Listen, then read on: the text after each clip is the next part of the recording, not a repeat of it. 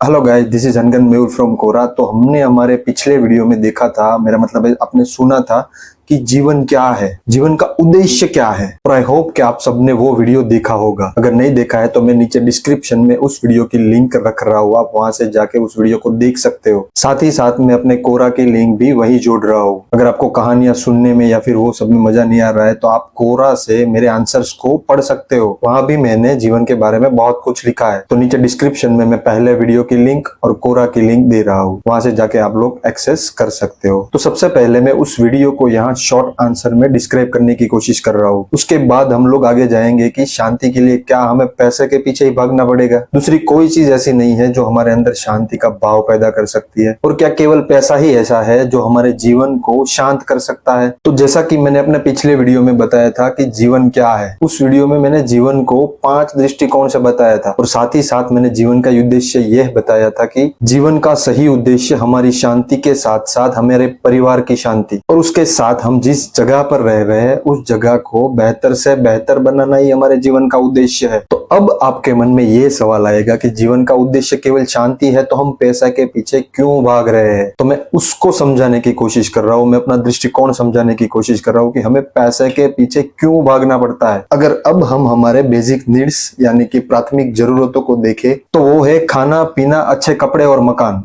आपने भी पता होगा, रोटी पानी और मकान, तो वही हमारी बेसिक नीड्स है। तो बेसिक नीड्स में भी जो सबसे पहला है वो है खाना। खाना शायद हम लोगों को भीख में मिल भी जाएगा, लेकिन हम जो खाना चाहते हैं वो नहीं मिलेगा। जैसा हम टेस्ट चाहते हैं वैसा नहीं मिलेगा, बल्कि जो हमें मिल रहा है उसे खाना पड़ेगा। उसके बाद जो दूसरी बेसिक नीड्स है वो है पानी। वो शायद आपको फ्री में मिल भी सकता है और मिल भी जाएगा। लेकिन तीसरी और चौथी जो हमारी बेसिक नीड्स है वो है अच्छे कपड़े और मकान, जो शायद ही हमें भीख में मिल सकते हैं। कपड़े तो फिर भी भीख में मिल जाएंगे, लेकिन उसका फिटिंग हमें आएगा या नहीं आएगा नहीं पता है। और अगर मकान की बात करें तो आजकल तो दो सगे भाई भी एक दूसरे की जान पर आ रहे हैं। एक ही मकान के लिए दो सगे भाई को मैंने लड़ते देखा है। तो मकान को तो भीख में मिलना भूल ही जाओ, और इस समय में तो मकान खरीदना भी इतना मुश्किल है, तो भीख में मिलने का ख्याल तो छोड़ ही दो। और मान भी लो कि चलो मैं आपको एक मकान दे रहा हूँ फ्री में, जंगल में है, वहां आसपास कोई नहीं है, लेकिन वहां पर आपको खाना पीना और अच्छे कपड़े मिल जाएंगे। साथ ही साथ मैं वो मकान आपको फ्री में दे रहा हूँ, तो क्या आप वहां पर जाना चाहोगे? आप सोचोगे कि अगर वहां पर शांति मिल रही है तो मैं वहां पर जरूर जाना चाहूंगा, और आप शायद चले भी जाएंगे। लेकिन मैं लिख कर देता हूं कि 10 दिन के बाद आप लोग वापिस आओगे और आप कहोगे कि मुझे भी मनुष्यों के बीच में रहना है, मुझे जंगल में नहीं रहना है। वहां पर शांति है, खाना है, पीना है, मकान है, लेकिन अगर कोई मुझसे मिलता नहीं है, मैं किसी के साथ बाहर नहीं जा पा रहा हूं, तो मैं पागल सा हो रहा हूं। और ऐसा कह के आप वो मकान छोड़ दोगे, और ये बात मैं लिख कर दे सकता हूँ। और इसी वजह से हम मनुष्यों के बीच रहना पसंद करते हैं। और अगर हमें मनुष्यों के बीच रहना है तो ये बात हमें एक्सेप्ट करनी होगी, ये बात को हमें याद रखना होगा कि हर इंसान के अंदर ईर्ष्या,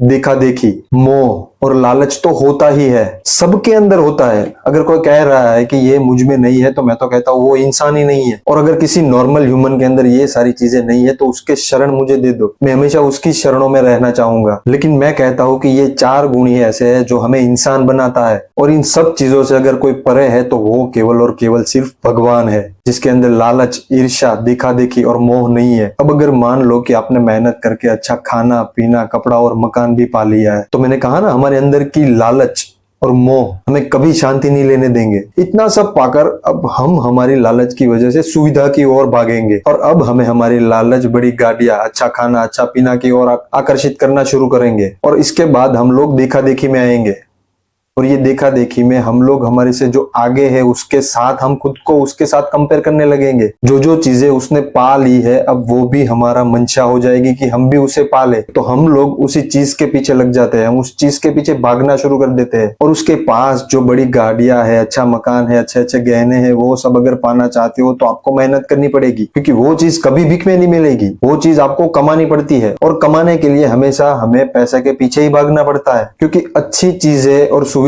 कभी भीख में नहीं मिलती है। तो दोस्तों, अगर मैं छोटे से उत्तर में इसे समझाने की कोशिश करूंगा तो इतना ही कहूंगा कि अगर आपके अंदर ईर्ष्या, मोह, लालच और देखा देखी के भाव नहीं है तो आपको शांति के पीछे भागने की जरूरत नहीं है। आप बैठे बैठे ही शांति ले सकते हो, लेकिन उससे केवल आपको शांति मिलेगी, सुविधा नहीं मिलेगी। लेकिन अगर शांति के साथ साथ आप सुविधा भी चाहते हो तो आपको पैसे के पीछे ही भागना पड़ेगा, क्योंकि दूसरा कोई उपाय तो मुझे नहीं दिख रहा है। अगर आपको पता है तो नीचे कमेंट बॉक्स में जरूर लिख सकते हो। और तब तक मुझे सुनने के लिए आपका धन्यवाद, और आपकी जिंदगी सुखमय के साथ सुविधामय भी हो।